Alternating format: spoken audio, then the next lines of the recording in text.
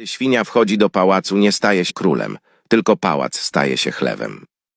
Cześć, witam Was. Moi drodzy, dzisiaj niestety znowu o Andrzeju. Pewnie do Was to już dotarło, ale wydaje mi się, że warte jest to o tym powiedzenia.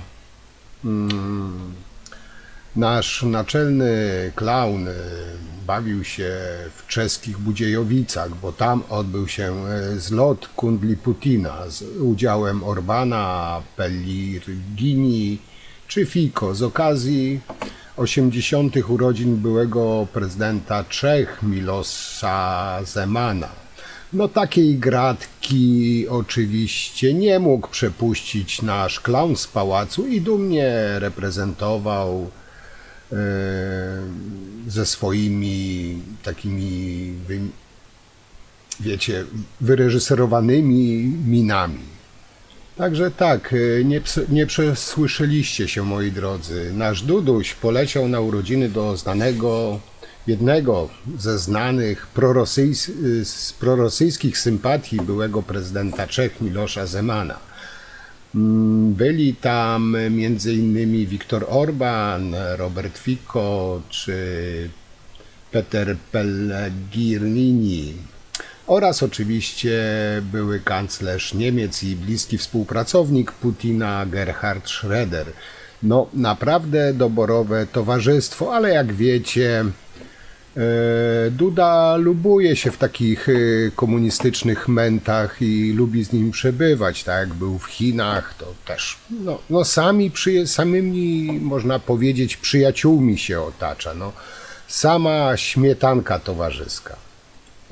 Oczywiście obecność na tych urodzinach miała być tajemnicą, ale się wydało i nie wydało się z polskich mediów, tylko przez czeskie media.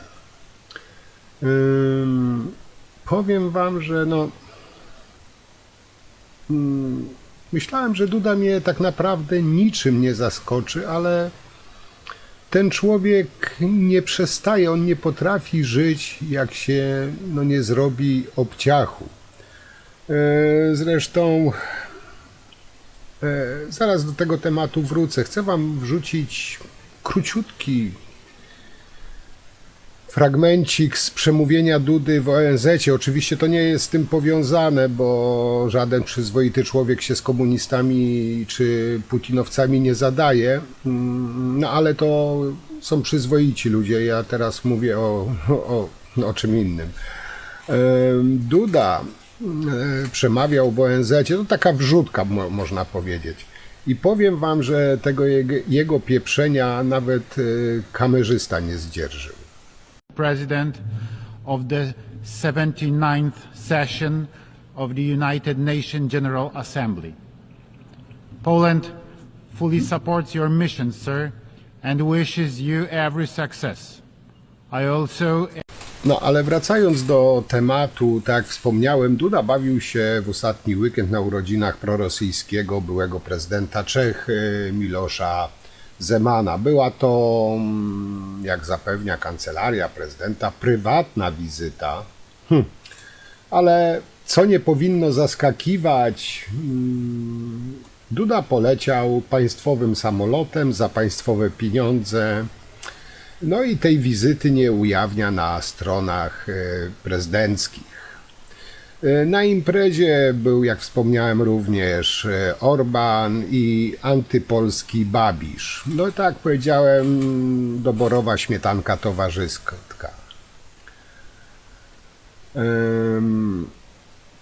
Bardzo interesujące jest to, że Duda nigdzie nie informuje, że był w weekend na tych 80. urodzinach tego proputinowskiego byłego prezydenta Czech.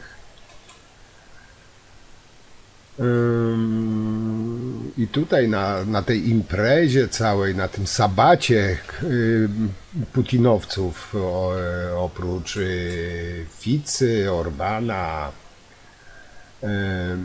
na imprezie silnie reprezentowani byli również czescy komuniści, populiści i prorosyjscy politycy i dezinformatorzy.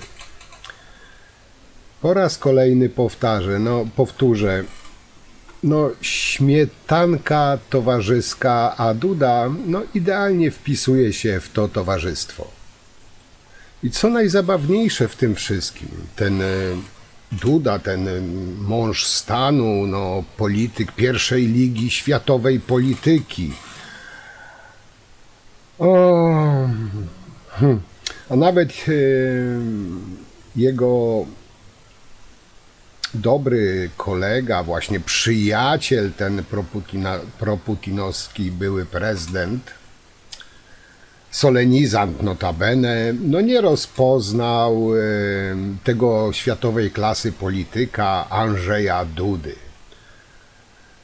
Szukał go, nawoływał, a co ciekawe, Andrzej siedział obok niego, ale oczywiście nic się nie stało, Andrzej musiał pokazać swoje cechy kabareciarza. Także pokażę wam ten moment, bo jest warty uwagi. Jak można, nazywać kogoś, mówię tu o Dudzie, kogoś swoim przyjacielem, już pominę to, że to stary komuch i sympatyk Putina, ale przyjaciół akurat możemy sobie dobierać, rodziny nie, ale przyjaciół tak. A jaki prezydent takich ma przyjaciół? I co ciekawe, ten Dudy przyjaciel, solenizant, nie rozpoznał swojego przyjaciela, który siedział tak blisko niego.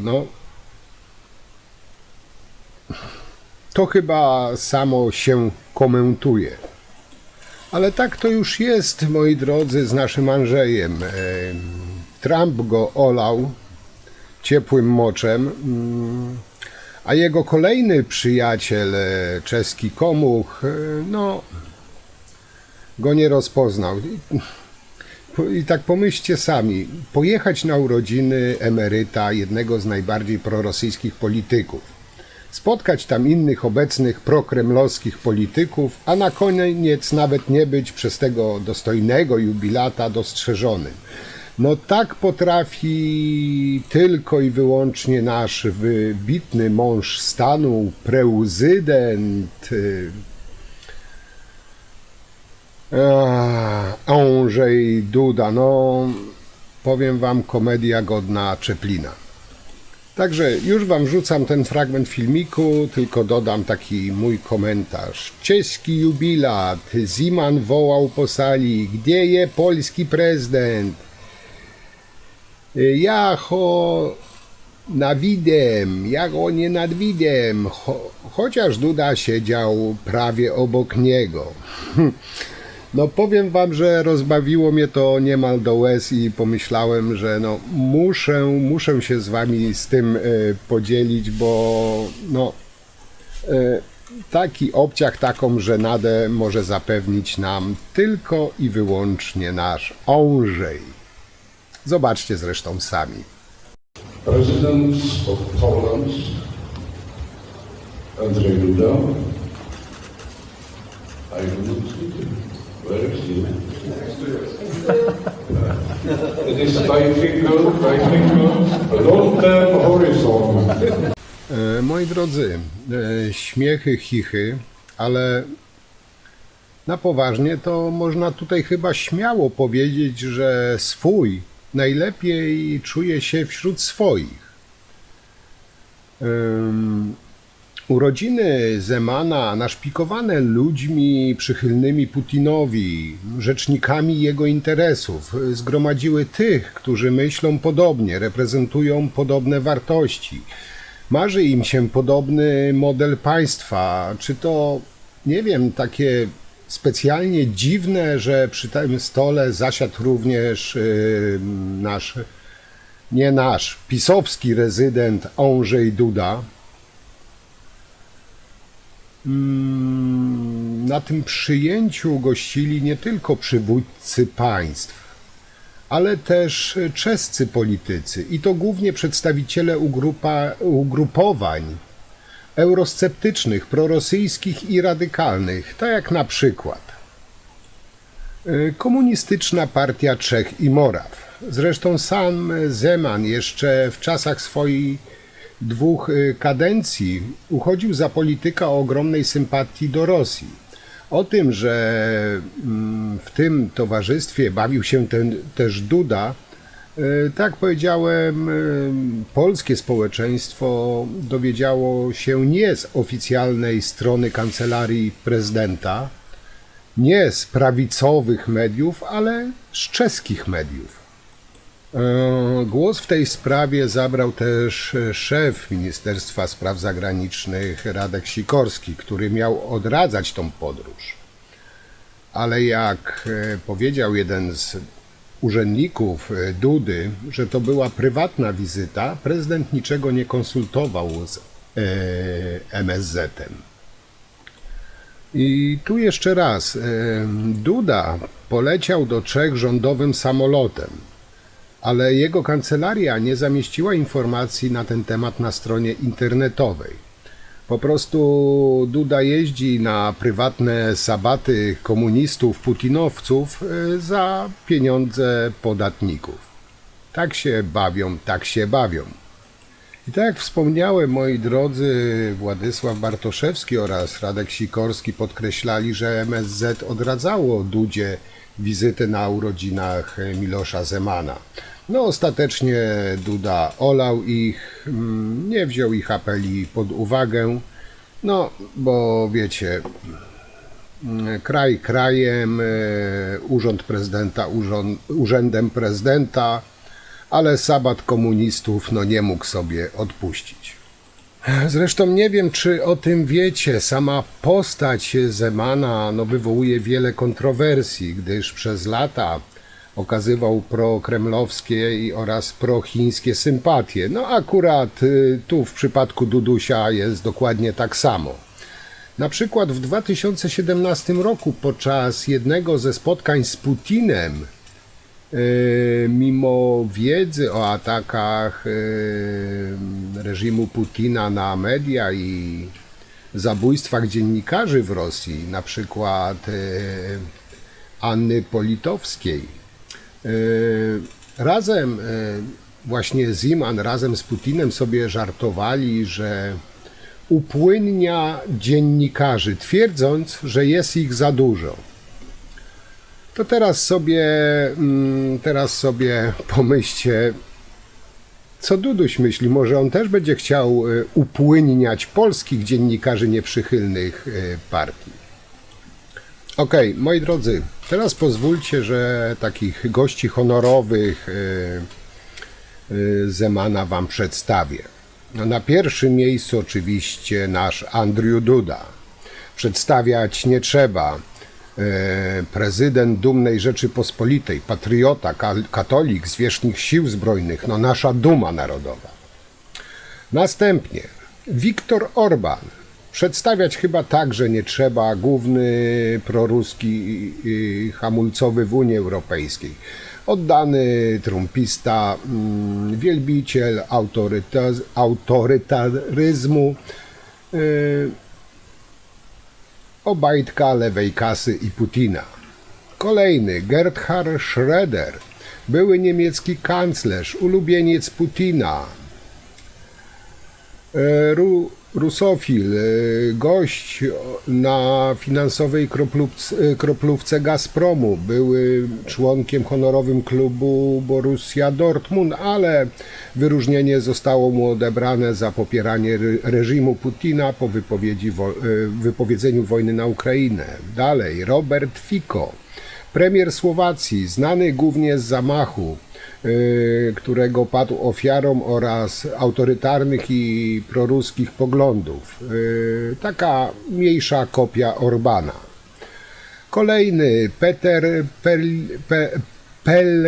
Pellegrini, słowacki prezydent. Jak wyżej, wszyscy wyżej, no tylko ze szczęściem bez zamachu, ale ta sama proputinowska ekipa. Aleksander Vučić, prezydent Serbii, gość dość umiejętnie balansuje pomiędzy putinizmem, a dobrymi relacjami z Unią Europejską. Jednak każdy, kto śledzi choć trochę serbską politykę, wie, że jak blisko jest mu do Rosji, a do tego klient jest powszechnie oskarżany o autorytaryzm, skrajną korupcję, dławienie opozycji, fałszowanie wyborów. No i jeszcze jednego wam przedstawię, Andrzej Babiš, były premier Czech, a także były współpracownik komunistycznej STB, to taki odpowiednik polskiego SB. Oskarżany o defraudację, postępowanie umorzono. Człowiek, który wprost oświadczył, że nie będzie pomagał Polsce, jeśli zostaniemy zaatakowani przez Putina. Przeciwnik pomocy Ukrainie w wojnie z Rosją. I teraz moje takie otwarte, małe pytanie. Co robił polski prezydent w otoczeniu proputinowskiej międzynarodówki? No mi się wydaje, że to się samo komentuje, moi drodzy. To się po prostu samo komentuje. No rzecz jasna, największe pisowskie mózgi, największa inteligencja pisowska Dudy broni, no bo jakżeby inaczej, no tam nie widzi w tym oczywiście nic złego, zresztą no tutaj nie będę się za nich wypowiadał i pozwólcie, że tutaj zabiorą głos najtęższe umysły po tej prawej stronie, które bronią tego wyjazdu na ten putinowski sabat Dudy. Oczywiście no, tłumaczenie ma sens i logikę, zresztą co ja, biedny, szary człowieczek, mogę o tym wiedzieć. Najpotężniejsze pisowskie mózgi wiedzą wszystko najlepiej i najlepiej wszystko wytłumaczą. Oczywiście wam, bo ja nie jestem w stanie. Posłuchajcie. To prawda, ale panie redaktorze, teza o tym, że tam się spotkali prorosyjscy politycy w sytuacji, kiedy najbardziej prorosyjskimi politykami są politycy niemieccy z panią von der Leyen na czele, no jest tezą karkołomną. No w zasadzie nie wspiera w najważniejszym kontekście, ponieważ rosyjski gaz dalej jest importowany pod postacią nawozów do Unii Europejskiej. Ursula von der Leyen i Donald Tusk nie chcą wprowadzić embargo na rosyjskie nawozy. Także teraz już wszystko jest wytłumaczone, wszystko jasne, ale tutaj przypomnę jeszcze raz. Jak powiedział jeden z urzędników z kancelarii Dudy, że to była prywatna wizyta Dudy. Co nie zmienia faktu, że pojechał na zlot proputinowskich piesków. Poleciał rządowym samolotem za publiczne pieniądze. A jeśli to była prywatna jego wizyta, no to powinien przedstawić rachunki opłacone z jego prywatnego konta i nie powinien tam się przedstawiać, lansować jako prezydent Polski, tylko jako proputinowski piesek Andrzej Duda, a nie prezydent Rzeczypospolitej. Bo to, co Duda robi prywatnie, to jest jego sprawa. Jak sobie rozmawia po nocach z ruchadłem leśnym, z Sebas Radochleba i tym podobnym ewenementom, tak samo prywatnie może sobie jeździć i spotykać się z putinowskimi podnóżkami. I skoro mu pasuje taka rola, być też putinowskim podnóżkiem, jego wola. Ale niech się wtedy nie tytułuje jako prezydent Polski. Podsumować można to chyba w bardzo krótki sposób. Duda bawił się na tym sabacie z oligarchami Putina i to najlepsze jest podsumowanie tej jego nędznej prezydentury. Tylko szkoda, że przynosi też wstyd całemu narodowi. I wiecie, co mnie zastanawia? Znaczy, może nie do końca zastanawia, ale tak przeszło mi przez myśl. Tych tak zwanych wolnych mediów, pisowskich wolnych mediów nie oburza wizyta Dudy na urodzinach tego proputinowskiego kacyka. No, zawsze są w zgodzie ze swoim hasłem, że pisowcom wolno więcej. Ale teraz sobie, moi drodzy, wyobraźcie, gdyby ktoś z PO pojechał na ten komunistyczny sabat, gdzie był Duda. No, po prostu strach się bać, jaką rozpętaliby burzę. I jakby to maglowali, jakby krytykowali.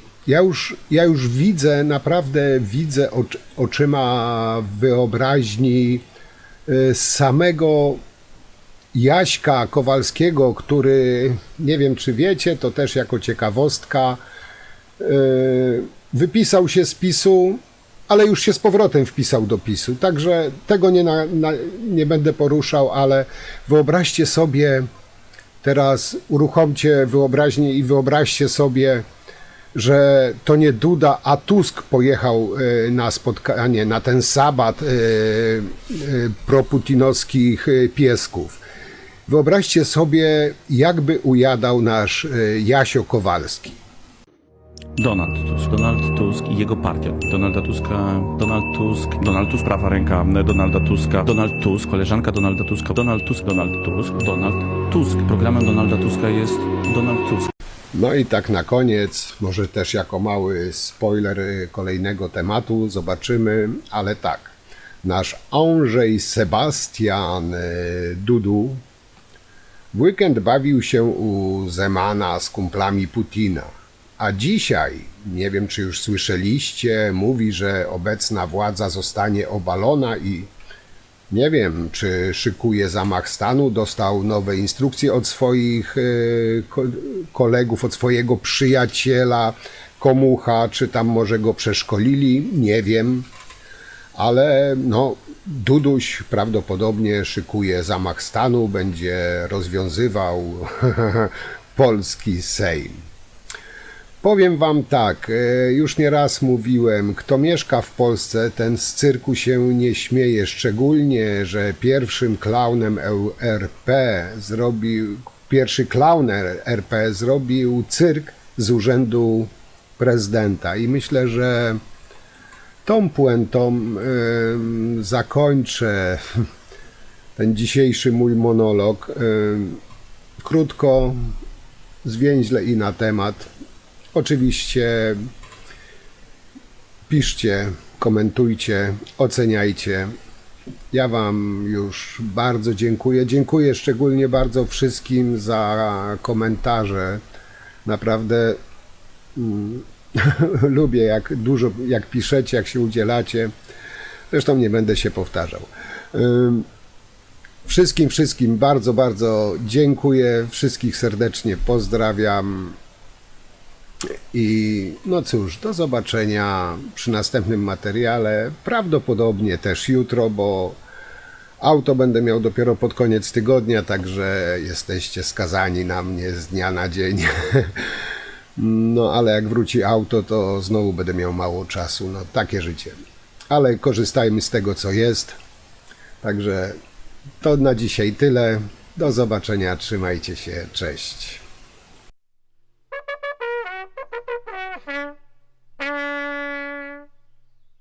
Jest takie miejsce, gdzie stoi takie urządzenie, komputer, które zajmuje cały ten budynek. Wydawało mi się, że tamten komputer wtedy nazywał się SAN, ale mogę się mylić, bo może chodzić o komputer, który stał w innym miejscu.